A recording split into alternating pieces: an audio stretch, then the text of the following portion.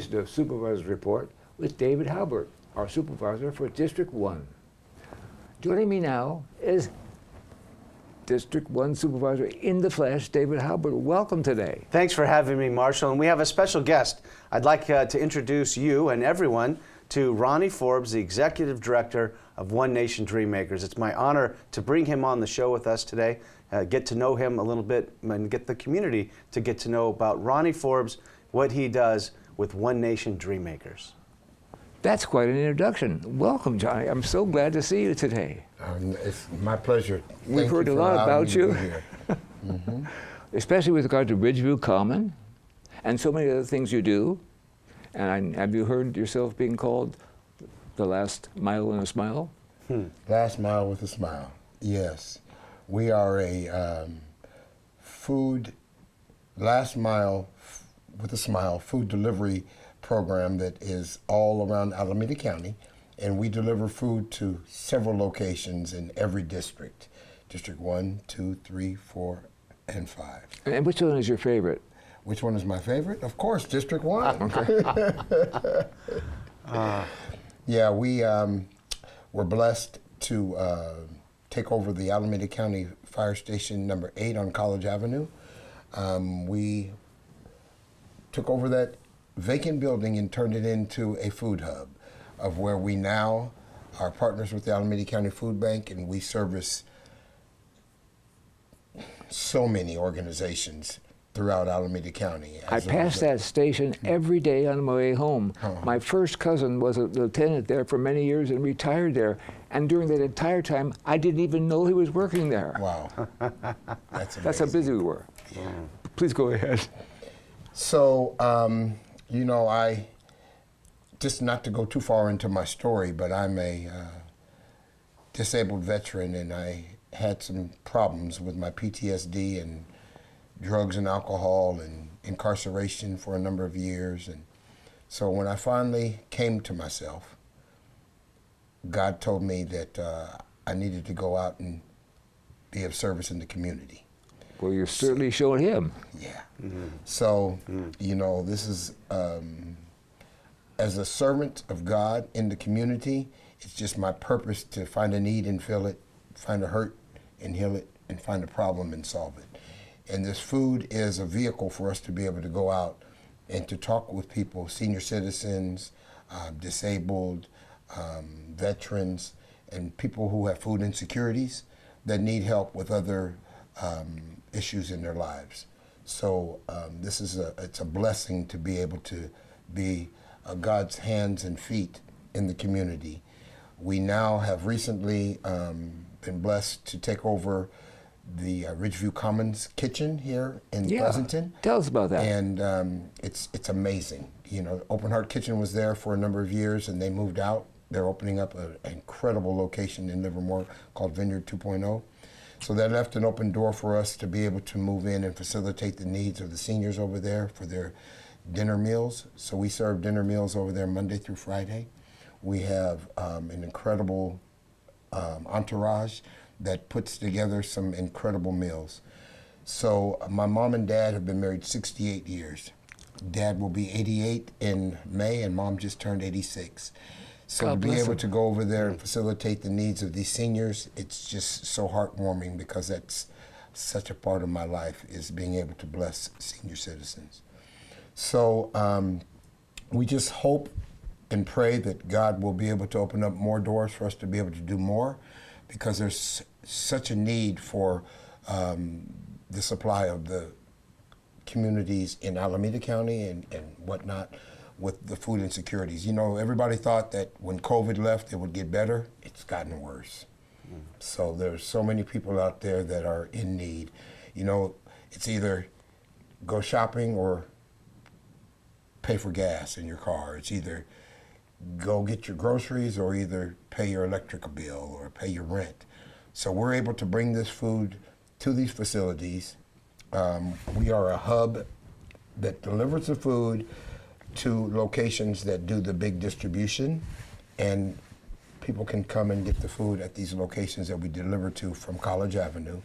And then once again, to be able to facilitate the needs at Ridgeview Commons, we also do a distribution there every other Wednesday of the choice food that we get from the Alameda County Food Bank partners. Do you ever have a chance to sleep? You know, I do, but when I do sleep, it's because I am finally at rest with what I've accomplished for that day. You know, every time I wake up in the morning, I ask God to help me to find somebody who I can assist. And this food is just the vehicle for us to be able to do it. And I was a cook in the Army, and it's my passion is food. And it just so happens that God has allowed me to take my passion and to just do what is being done. Are we lucky in District 1 to have him? It really is an amazing success story, if you can call it that, or COVID destroyed the lives of so many people. But there are also stories of rebirth and where people pivoted and went a different way. Ronnie was catering and making food for others before COVID. COVID stopped all that. After COVID, though, he pivoted to delivering food, and that's where, and I remember when we first met, and Ronnie needed gasoline for the gas tank to get around town. Now, he's got all the gas he needs. He's got a whole facility, the fire station. He's got another kitchen over at Ridgeview Commons. He's got over 15 to 20 to 30 distribution sites that he brings food to, so that all the people that live in, as an example, Tropics Mobile Home Park, or Heritage Park Estates, or Ridgeview Commons, brings in a load of food, sets it out for people to come and get what they need, so that they don't have to go to the grocery store and can put money toward their electric bill. That wouldn't have happened if COVID didn't happen. I mean, it's one of those things. Nothing happens by chance. This is something that the pivot of COVID allowed this to happen. And I will always say, government cannot do what it's charged to do. We cannot accomplish our mission without good people on the ground, and Ronnie is the best at doing it. My metric of success is not how many pounds of food did you deliver, how many locations did you go to, how many bags of food at lunchtime did you hand to somebody. My metric of success is, did you find out what that person really needs? Did you help them? Did you save them?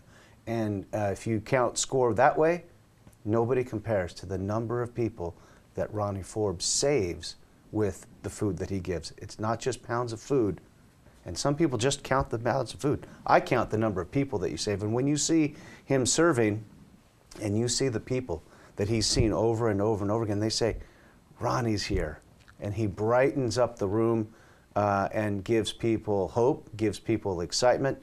There's not a single person that I've met that is served by One Nation Dream Makers who said they had a bad experience. They've all had good experiences, and then from that comes the opening up of, need a job, I lost my husband or my wife, I'm having problems somewhere else, maybe struggle with drug and alcohol. If you don't get to the bottom of somebody's issues, you're going to be giving them food forever.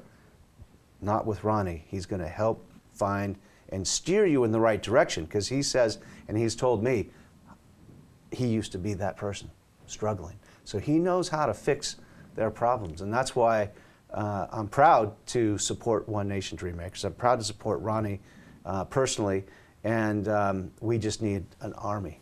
So his contribution is more than just sustenance. It's counseling as well. Yeah. Mm. Yeah. I, once again, am a disabled Army veteran that has received help through counseling and medication and whatnot. Mm-hmm. So I have been appointed by District 1 as the representative for the Alameda County Veterans Commission for District 1. And I sit on that commission, and it's a privilege to be able to reach out and to steer veterans wherever I meet them in the right direction for them to be able to get their benefits. But it's not just about veterans. I was formerly incarcerated, I was formerly homeless, formerly addicted to drugs and alcohol. So I have a passion and a compassion for reaching out and helping those who are what they call misfits, because that was me. Well, you have the gavel here, and we've got quite an audience. Is there any message that you would like to broadcast? The best message that I can broadcast is what Supervisor Haubert just said as far as hope. You know, at Ridgeview Commons, I was told that they lost over 20 lives from their residents during COVID. So now to be able to go into Ridgeview Commons and to see the camaraderie and the bringing the meals back and the community, it's just amazing to see what is happening over there. So one of my mentors, Steve Del Maso, the former owner of Bay Cities Produce, he told me HOPE is an acronym. Helping other people every day. So that's my purpose, and that's what I would like to pass on to the community, and that is to restore hope and to keep the hope alive. That's wonderful, but let me do a different ask, okay? And that is to say, if you want to help One Nation Dreammakers, there's a way to do that. Ronnie has a website, and it is www.onenationdreammakers.org. And there's a way to donate to your cause? Yes, there is. We're going to put that website on the broadcast here so everyone can see it. www.onenationdreammakers.org. Yes. Okay. Hit the donate button, and if you're willing to help, it's a great place to help, to give help. Well, I was very glad to give you the entree. Yeah, great job. We're going to take a short break. We'll be right back on this edition of Supervisor's Report with David Haubert in just a moment.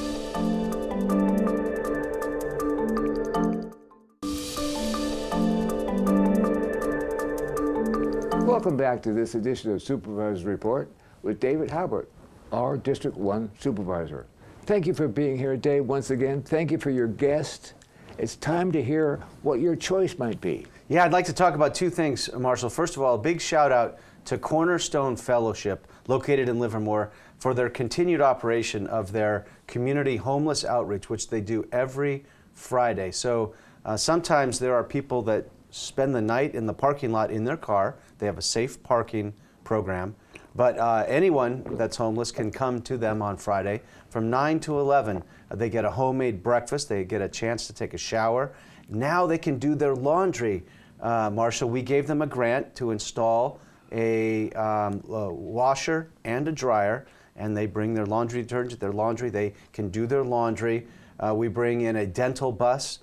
It's called Chomps, and it's located there every week when it comes in. So they can get the services that they need. They get about between 80 and 90 people that come in every week from 9 in the morning to 11 in the morning on Friday. So it's a chance for us to connect with the homeless community. It's a chance for the homeless community to connect to the resources they need, like a hot shower and laundry. And I just want to say that Cornerstone Fellowship continues to do a great job. Erin McGrath is the outreach manager. She's there every week. Her number is 925-724-5436. Erin McGrath is a great person that helps people every day, but every Friday is the outreach. People that want to volunteer can go contact her, and it's a great program. Are they by Costco by any chance? It's right down the street, right across the street from Costco. You're exactly right, Marshall.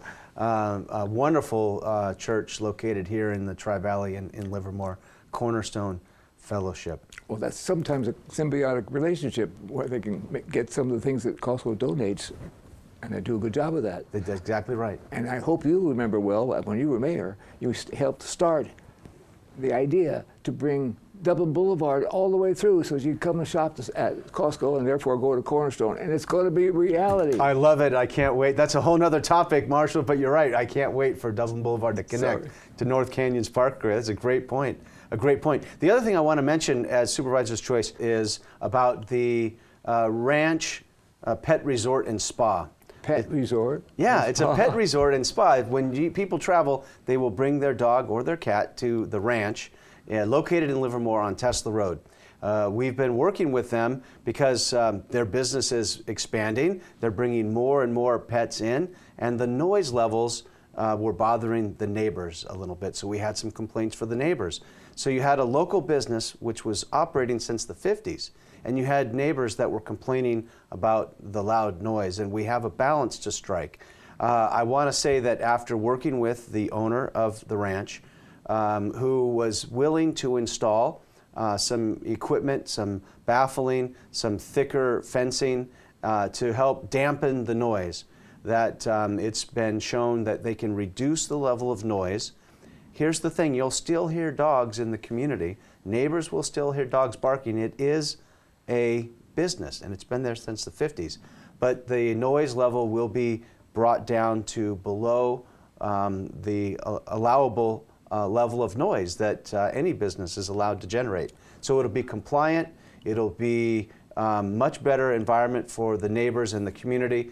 And I want to say I had received hundreds and hundreds of letters of support for the Ranch Pet Resort because people love the way they treat their animals. So their loved ones, part of their family, when you have them overnight because you're traveling, you want them to go to a place that they can be loved and cared for. And now it'll be a situation where the neighbors hopefully don't feel the need to complain as much. They'll still hear the dogs. I can't avoid that. Neither can the owner, but it'll be brought down to below the allowable decibels of noise. But it's just as important for pet owners to do this as to have a good place to keep their children if they're going to be going somewhere. Right. That's right. Yeah. Absolutely. You can't check in your child though, Marshall, in the kennel. Isn't that true? Yep. Let me go forward to the Arts Fund. Can you unwrap the Alameda County Arts Commission Annual Arts Fund?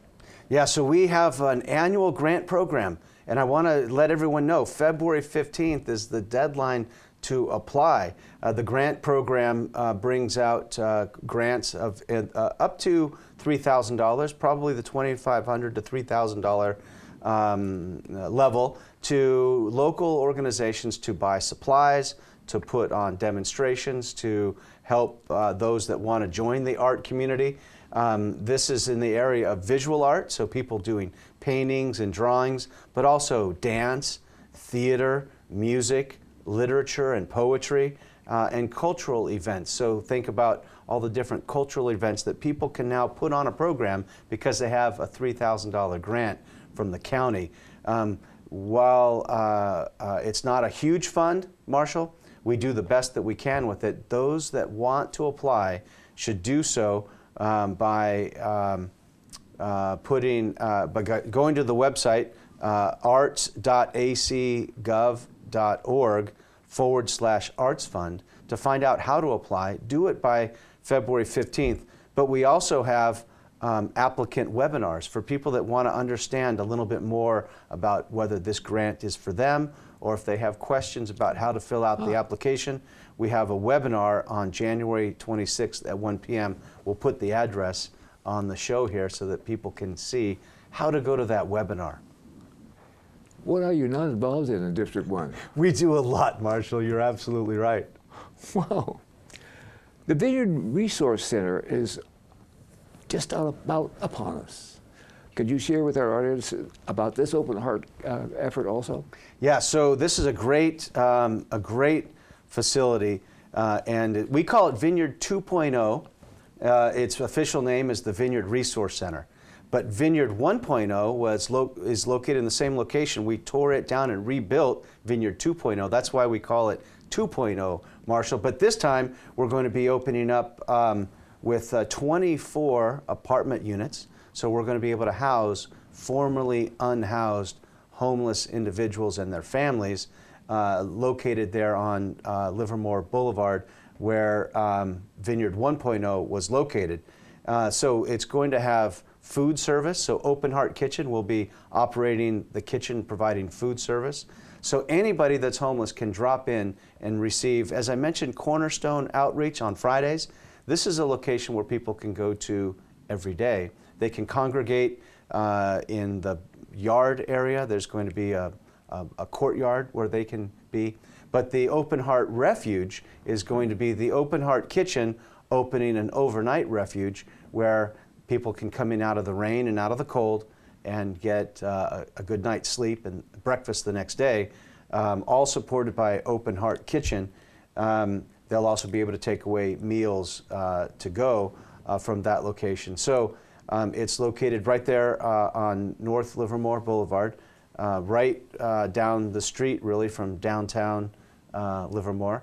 And this is where residents can go, as I mentioned, to get the services that they need to help them navigate if they don't have an apartment, maybe one opens up there. If not, they'll be given resources for where to go find help.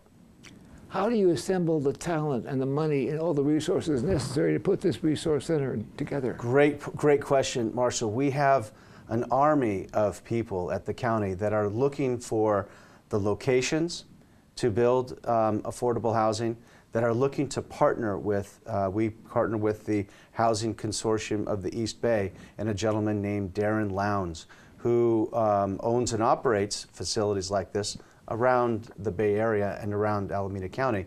And so we take in money from Measure A, affordable housing dollars. We provide it to the builders who build the affordable housing and then also operate the affordable housing. So Darren Lowndes and the Housing Consortium of the East Bay own and operate this facility. They contract with and partner with Open Heart Kitchen and Open Heart Refuge for food service and overnight stay. They partner with Alameda County on the services to be provided. They will also have locations where the group and organization CityServe will be able to have people on site. And it's just a connection point where homeless people can come together with the resources that are provided for them and make that connection point. And Vineyard 2.0 is going to be a great success. It's not just Alameda County and Housing Consortium of the East Bay, the City of Livermore and their homeless and affordable housing team are also partners in this, and they're actually running. We give our money to the City of Livermore and to Housing Consortium of the East Bay. They make it all happen, and we help them along the way. Several years ago, before all that was thought of, we would never conceive as what kind of success Measure A would have and that this effort is doing, and how much every district is participating in it. That's right. Everyone has something to gain from it, Marshall. You're right. Thank you, Mr. Supervisor, for being here and updating us today. I'm Dr. Marshall Kamina. Join us for the next episode of Supervisor's Report with David Haubert right here on Tri-Valley TV. Thank you for watching.